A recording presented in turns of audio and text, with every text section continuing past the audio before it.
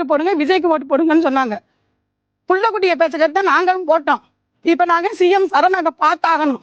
எங்களுக்கு ஏதாவது ஒரு வழி பண்ண சொல்லுங்க.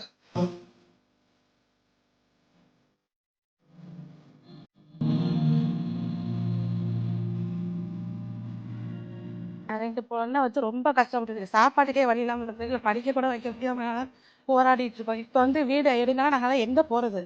இடமும் இல்லாமல் நல்லா எங்கே போய் நாங்கள் வாழ்கிறது? இப்போல்லாம் ஒரு செங்கல் வாங்க முடியுமா, ஒரு மண் வாங்க முடியுமா? விற்கிற விலைக்கு நாங்கள் வேறு வழியில் சாவர தவிர எங்களுக்கு வேறு முடியவும் தெரியாது. எங்களுக்கு